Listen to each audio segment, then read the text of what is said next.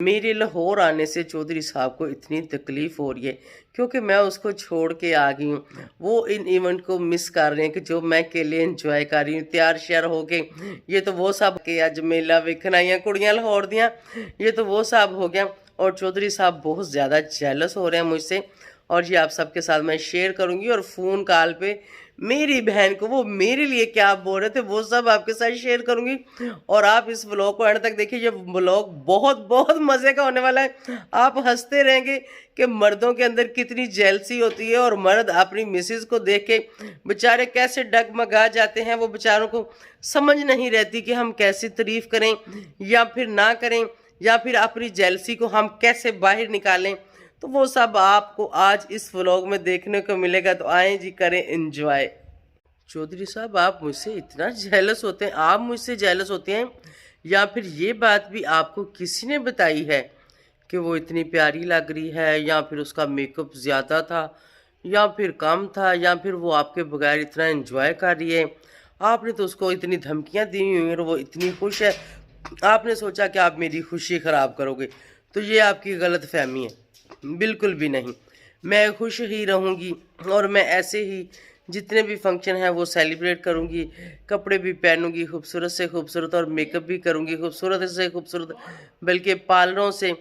ऐसे भी नहीं, आपने जलना है तो आप जलते रहो, या फिर आपको किसी ने मेरे खिलाफ भड़काया है तो वो भड़काते रहे, मुझे कोई परवाह नहीं है, बिल्कुल भी नहीं। मेरी खूबसूरती से जेलस कौन हो रहा है और मेरे मेकअप को लेके इतनी जेलसी?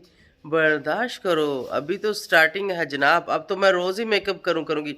अब मुझे पता चल गया कि किस चीज़ से आपको ज़्यादा तकलीफ़ होती है और कौन सी चीज़ आप बर्दाश्त नहीं कर सकते। ओह माय गॉड, मुझे तो हंसी आ रही यार। मैं शादी के ऊपर तैयार क्या हो गई, चौधरी साहब को वहाँ बैठे प्रॉब्लम हो रही थी इस्लामाबाद में, जबकि मैं लाहौर से आगे मैं गाँव में थी। तो चौधरी साहब को इतनी तकलीफ हुई मेरा व्लॉग देखने के बाद। ये तो कन्फर्म हो गया कि भाई मेरे व्लॉग आप देखते हो यानी आप नहीं रह सकते, और ये आप झूठे ड्रामे कर रहे हो या फिर दिखावे कर रहे हो।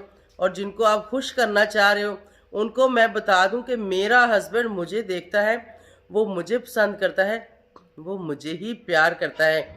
और ये बातें मैं क्यों कर रही हूँ व्यूवर्स, मैं आगे चल के आपको बताती हूँ, सब कुछ आपके साथ शेयर करने वाली हूँ ताकि आप लोगों को भी पता चले।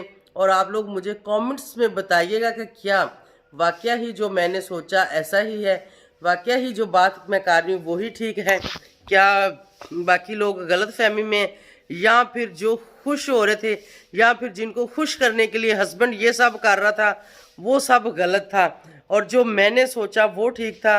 आप लोगों ने मुझे कमेंट्स में बताना है कि क्या मेरी सोच सही है या फिर उसकी सोच सही है, या फिर ये सब क्यों वो कर रहा था, आखिर इसकी क्या वजह थी, और मैंने उसका जो रिजल्ट निकाला है वो आप सबके साथ आज मैं शेयर करूंगी। हस्बैंड को अब मुझसे क्यों प्रॉब्लम होगी वो भी आप सबको बताऊंगी, जबकि मैं लाहौर में हूँ और वो इस्लामाबाद में। मैं लाहौर से आगे भी गांव में शादी गई हुई थी और उसको इतनी तकलीफ हुई, इतना वो बेचारा रोने वाला हो गया वहाँ बैठे हुए। आखिर क्यों यार, लाइट पता नहीं किधर है, पता नहीं मैं किधर हूँ, कोई समझ नहीं आ रही। बस जैसा भी व्लॉग बने आप लोगों ने देख लेना है, आप लोगों ने मेरी बात को सुनना है, ठीक है। और पीछे घर की हालत ख़राब है, नो प्रॉब्लम, हमने अभी इसको पेंट बिल्कुल भी नहीं करवाना क्योंकि हमने इस घर को तोड़ना है, पता नहीं कब, वो भी मैं बताऊंगी कि कब तोड़ना है। इस व्लॉग में आपको मैंने बहुत सारी बातें बतानी, कुछ हंसी वाली, कुछ मजाक वाली, कुछ जेलसी वाली, कुछ लोग तड़प रहे हैं उनके बारे में। तो जनाब व्लॉग को एंड तक देखिए, और जो न्यू है वो जल्दी से जल्दी से चैनल को सब्सक्राइब करें, वीडियो को लाइक शेयर करें। तो करते हैं स्टार्ट। अस्सलाम वालेकुम माय यूट्यूब फैमिली, कैसे हैं आप सब? ठीक है, शुक्र अल्हम्दुलिल्लाह, मैं भी ठीक हूँ। Welcome back to my channel. आप देख रहे हैं यूट्यूब चैनल बेबू की रोशनी। और मुझे बहुत ज़्यादा हंसी आ रही है किस बात पे, मैं आप सबको पता है कि मैं लाहौर हूँ, बाकायदा मैंने व्लॉग में बताया दिखाया। फिर मैं शादी पे चली गई और मेरे शादी वाले व्लॉग को देख के हस्बैंड की तो बैंड बज गई। हस्बैंड की बैंड बज गई जनाब। छोटी सिस्टर, उसको पता है हर मैसेज मेरा जो जब नाराज़ होता है ना, अक्सर मेरी छोटी सिस्टर के थ्रू मुझे मैसेज पहुंचाता है। उसको कॉल करके कहता है, वो मेरे पास ही बैठी हुई थी, जैसे उसकी कॉल आई उसने मुझे बता दिया, कहती चौधरी साहब की कॉल आई है। मैंने कहा सुनो क्या कहता है, जैसे ही उसने कॉल सुनी, मैंने वॉल्यूम ओपन कराया, मैं भी पास बैठी सुन रही थी। कहता है जी एड्डा मेकअप करने की केड़ी जरूरत सी, पिंड च शादी कहता है गाँव में शादी थी तो इतना मेकअप करने की क्या जरूरत थी, मैं देख रहा था बड़ी ओवर लग रही थी, फलान था टमकान था। साथ ही मैंने उसे फोन पकड़ा, मैंने कहा ठहर जरा मैं तुझे बताती हूँ कि मैं क्या लग रही थी। मैंने कहा मैं जो भी लगूं, मैं ओवर लगूं, मैं खूबसूरत लगूं या मैं बदसूरत लगूं, आपका क्या मकसद, आप क्यों यहाँ पे कॉल करते हो, आप होते कौन हो ये बात करने वाले मैंने कहा आप होते कौन हो ये बात करने वाले। आगे से मुझे कहता बकवास बंद कर। मैंने कहा एक्सक्यूज मी, मेरी बात सुनो। मैंने कहा आपका मेरा कोई तल्लक नहीं है, कोई वास्ता नहीं है, ठीक है, जो कि आपने कहा हुआ है और जैसे कि आप मेरे साथ कर रहे हो। मैंने कहा मैं जो मर्जी करूं, आपने तो मुझे छोड़ना है और आप कौन हो ये बात करने वाले हैं। फिर काफी सारी मेरी उसके साथ बहस हुई फोन के ऊपर तो मैंने सोचा, मैंने कहा यार बंदा कहाँ मैं कहाँ, मतलब ये मुझे देख के जेलस तो नहीं हो रहा, आप लोगों ने मुझे बताना कि ये मुझे देख के जेलस हो रहा है और कह रहा है बड़ी ओवर लग रही। माशाल्लाह से मुझे आप सबके कमेंट्स भी आए और मेरी पूरी फैमिली और मैं खुद को भी इतनी खूबसूरत लग रही थी, बता नहीं सकती। कैमरे में कैसी लग रही थी मुझे नहीं पता, लेकिन रियल में मैं बहुत प्यारी लग रही थी। मेरी बहनें, मेरी कज़नें, मेरे कज़न सब ने तारीफ़ की कि तुम बहुत प्यारी लग रही। और हमेशा जहाँ पे भी कोई शादी होती है, जहाँ पे भी कोई फंक्शन होता है, मैं जैसे भी जो भी सिंपल सी भी खाली लिपस्टिक लगा के तैयार होती हूँ ना, फिर भी मैं प्यारी लगती, क्योंकि सबसे ज़्यादा खूबसूरती होती है आपके नक्शों में, कि आपके नक्श, नोज, आईज, लिप्स, आपके चीक्स, मतलब आपके फेस के अंदर अगर कोई कशिश है तो जाहिर बात है आप खूबसूरत ही लगोगे। अगर फेस में कशिश नहीं है तो फिर चौधरी साहब आप जैसे ही लगेंगे, है ना। गुस्सा आ रहा है मुझे आपके ऊपर बहुत ज़्यादा, दिल कर रहा है आपकी जितनी भी बुराइयां सारी मैं यहाँ पे कर दूँ। हाँ आप खुद को देखो, यहाँ पे झुर्रियाँ पड़ी होती हैं। मैं कई बार पास होता तो मैं ऐसे इसकी चीक्स को मैं ऐसे करती हूँ, मैं कहती शुक्र है अब मुझे पहले वाला बंदा नज़र आया जो मुझे जब मिला था। तो फिर चौधरी साहब हंसते होते हैं। तो मेरे तो ऐसा कुछ भी नहीं है, तो मुझे पता है पक्का पक्का पक्का 100% कि आप बहुत जेलस हो रहे थे, आप इस चीज़ को मिस कर रहे थे कि काश मैं भी साथ होता, हाथ में हाथ डालता, थोड़ी सी अपनी बीवी की मैं तारीफ़ें करता और मैं बताता कि थोड़ा सा लाइनर ज़्यादा हो गया है या फिर कम हो गया है, या फिर लिपस्टिक कौन से कलर की लगानी थी, जैसे कि आप पहले बताते होते हो, और आप उन चीज़ों को मिस कर रहे हो। मैं जानती हूँ, मैं पहचानती, मुझे पता चल गया अंदर की बात, जाहिर अंदर से तो मैं आपको जानती ना। आपके दिल की सारी बातें खुल के मेरे सामने आ गई। अगर आपने मेरे अंदर नुक्स निकालने थे, मुझे पता है नुक्स तो आप वैसे निकाल रहे थे हमें, हमारे साथ छेड़खानी करने के लिए, कि मैं इनको छेड़ूं, इनके साथ लड़ूं, इनके साथ मैं नोक चोक करूं, इनके साथ मैं कोई बात करूं, आपको कोई बहाना नहीं मिला तो आपने ये कर दिया। बड़ी ओवर लग रही, अगर ओवर लग रही थी तो तुम्हें क्या तकलीफ हुई, मुझे बताओ तुम्हें क्या तकलीफ हुई, बताओ मुझे। हाँ कोई ज़्यादा तकलीफ लगता हुई है ना, जेलस होते हो मेरी खूबसूरती से, तुम तड़प रहे हो वहाँ पे बैठे। चलो आ जाओ, कोई बात नहीं, अभी आ जाओ, पीछे पीछे आ जाओ, नो प्रॉब्लम। आप जब आओगे मुझे बताना, जब गाड़ी में बैठोगे मुझे बताना, मैं यहाँ से आपको पिक कर लूँगी। अगर ऐसे नहीं करना तो आप मेरे हस्बैंड हो, आप मुझे बताओ, मैं आपको इस्लामाबाद से पिक करने आ जाती हूँ, नो प्रॉब्लम। मैं आपको वहाँ से पिक करूँगी, यहाँ लेके आऊँगी। आप क्यों टेंशन ले रहे हो, आप क्यों परेशान हो रहे हो ये शादियाँ आपने भी मेरे साथ एंजॉय करनी थी जो कि आपने खुद खराब की हैं, मैंने नहीं किया। आप लोगों की बातों में आए हो, आप लोगों के पीछे लग के मुझे छोड़ने की बातें कर रहे हो, आपने ये सब बोला है, मैंने नहीं बोला, ठीक है। तो व्यूअर्स अभी हूँ मैं अपने घर में, जो कि हमारा घर लाहौर में, हमारा घर ये मेरे वालिद का घर है और सारे ही बहन भाई इस घर में रहते थे। टोटल हमारी फैमिली, हमारी शादियां भी यहाँ पे हुई, सब कुछ यहाँ पे हुआ। और उसके बाद जब सबकी फैमिलियां बड़ी हो गई तो बहन भाइयों ने कुछ, एक भाई साइड पे लहदा चला गया, दूसरा भाई भी लहदा चला गया, पीछे एक भाई और छोटी बहन यहाँ रहने शुरू हो गए। फिर वो जो दूसरे लहदा चले गए थे वो कहते थे कि हम तो यहाँ नहीं रहते, हमें हिस्से दे दो, मतलब इसके जो भी हमारे बनते हैं हमें दे दो या फिर सेल करो। तो मैं चाहती थी कि वालिद का घर है और हम इसको रखें, अपने वालिद के घर को हम सेल नहीं करना चाहते थे। मेरी अम्मी भी नहीं सेल करना चाहती थी, मैं भी नहीं चाहती थी। और मैंने अपने बहन भाइयों को यहाँ पर तकरीबन 13 साल जो है मैंने एक साथ में रखा। मैंने कहा नहीं सेल नहीं करना, एक साथ रहो, सेल नहीं करना, एक साथ रहो कि लहदा हो जाओगे, बिखर जाओगे, अपने अपने घरों में चले जाओगे। तो बेहतर है कि एक जगह पे रहो। जब फिर एक जगह पे जैसे कि मैं आती हूँ तो सारे बहन भाई मुझे एक ही घर में मिल जाते हैं, लहदा सबके घर में नहीं जाना पड़ता। तो ऐसे करके मैंने इनको रखा। तो क्या वो सही था मेरा फैसला? बिल्कुल सही था, मेरे हिसाब से ठीक था। लेकिन फिर सबके बच्चे हो गए, अब हर फैमिली के 4-4 5-5 बच्चे, फिर छोटा घर है, एक एक रूम में फिर गुजारा भी नहीं हो रहा था। खैर फिर हमने घर का रेट लगवाया, जो इसकी मालियत थी उसके मुताबिक सब बहन भाइयों को मैंने पैसे दे दिए, ठीक है। और ये जो घर था सारे बहन भाइयों ने मेरे नाम कर दिया। और अभी इसमें मेरी छोटी बहन रहती है, इसका जितना भी रेंट आता है वो लेती है। ऊपर वाला पोर्शन उसने रेंट पे दिया हुआ है, नीचे वाले पोर्शन से भी एक रूम जो उसका दरवाज़ा बाहर की तरफ भी है वो भी उसने रेंट पे दिया हुआ, उसका रेंट भी वो लेती है। और बहुत बड़ा ये रूम है पीछे उनका, ये वाला जिसका वो कॉर्नर में दरवाज़ा नज़र आ रहा है। मतलब जितनी भी इसकी चढ़ाई है उसमें काफ़ी बड़ा रूम है, आपने देखा ही होगा, अंदर से दिखा दूंगी। और इसमें वो रहती है और आगे उनका ये काफ़ी बड़ा हाल है जिधर बैठ के अभी मैं वीडियो बना रही हूँ। ये भी उनके पास है, 2 बच्चे हैं उसके पास, वो कहती है ये मेरे लिए काफ़ी है। तो आप देख रहे होंगे काफ़ी हालत ख़राब है, काफ़ी सारे पेंट ख़राब हैं। लेकिन मसला ये है कि ये जो हमारा घर है ना, बाहर जो गली है ना वो ऊंची हो चुकी है, ये थोड़ा सा नीवा है। और हमने जब भी हाथ में पैसे आते हैं जैसे कोई 20-25 लाख रुपया, क्योंकि इतने से ये सेट होगा, इससे कम पैसों में ये सेट नहीं होगा, तो हम नहीं चाहते कि इसके ऊपर 2-4 लाख रुपया ज़ाया करें, इसके पेंट कराएं, इसके फर्श ख़राब हैं, ये सारा कुछ करें। तो हम चाहते हैं कि एक ही बार, अम्मी मेरी कहती हैं कि एक ही बार जब भी पैसे हाथ में आए, जब तुम्हें लगे कि आप कर सकती हो तो इसकी छत उठाओ, ऊंची करो और सारा ऊंचा करो, इसके अंदर थोड़ी सी और भर्ती डालो और फिर इसकी सेटिंग करना। तो इसलिए हम इसके ऊपर कुछ भी नहीं लगाते, बस जो रूम में वो रहते हैं उन्होंने सेट सूट किया हुआ है, बाहर उनका ऐसे गुजारा हो रहा है, शुक्र अल्हम्दुलिल्लाह ज़बरदस्त तरीके से। और ये एरिया भी थोड़ा सा ना, मतलब ये लाहौर की कच्ची आबादी में शामिल होता है, ठीक है। जैसे कि हर एरिया की एक आबादियाँ होती हैं, एक ज़्यादा वीआईपी इलाका होता है, एक नॉर्मल होता है, एक उससे नॉर्मल होता है। ऐसे ये नॉर्मल से इलाके में हमारा घर है, क्योंकि हमारे वालिद ने जब बनाया था उसकी जितनी गुंजाइश थी उसने उसके हिसाब से बनाया। उसके बाद भाइयों ने घर अच्छे बना लिए, लेकिन ये घर अभी तक हमारा ऐसे कैसे कि इसको हम सेट करेंगे, इसको मैंने ही सेट करना है। लेकिन मैं देखूंगी जब मेरे पास गुंजाइश बनेगी सेट करूंगी। तो अब मैंने कहा पहले मैं घर के बारे में बता दूं, मुझे पता है आप सब ने कहना है कि कहाँ बैठी थी, कैसा घर था, ये था वो था। लेकिन शुक्र अल्हम्दुलिल्लाह अपनी छत है, सर छिपाने की जगह है हमारे पास, इससे ही हम अल्लाह ताला का शुक्र अदा करते हैं।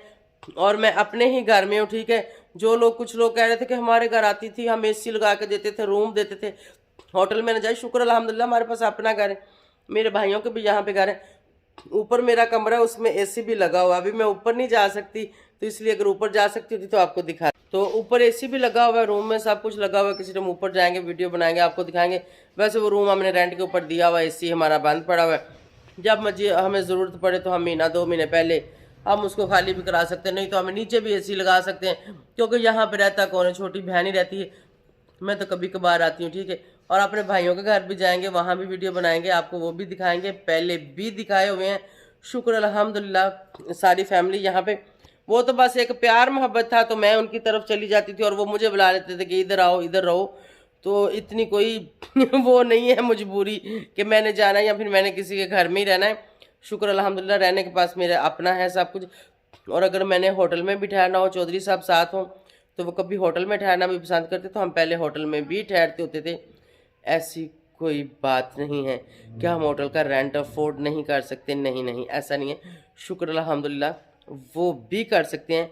तो कोई भी इस गलत फहमी में ना रहे कि हम लाहौर आएँ तो सिर्फ़ और सिर्फ शायद उन्हीं के घर रहने के लिए आते थे, ऐसी कोई बात नहीं। जो बंदा इस्लामाबाद से लाहौर आता है, अब तो 10,000 रुपया गाड़ी का खर्चा है सिर्फ लाहौर आने आने का।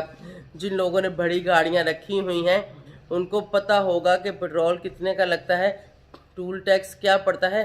तो 10,000 रुपये में इस्लामाबाद से गाड़ी लाहौर पहुंचती है और 10,000 रुपये में वापस पहुंचती है, 20,000 रुपया। और उसके अलावा और भी एक्स्ट्रा खर्चे काफ़ी हो जाते हैं। जो बंदा इतना कर सकता है ना, वो अपना 1-2 दिन के लिए रूम भी ले सकता है। रूम का क्या, 2,000-3,000 रुपये ऐसे रूम मिल जाते हैं। तो ये बहुत घटिया सोच है कुछ लोगों की।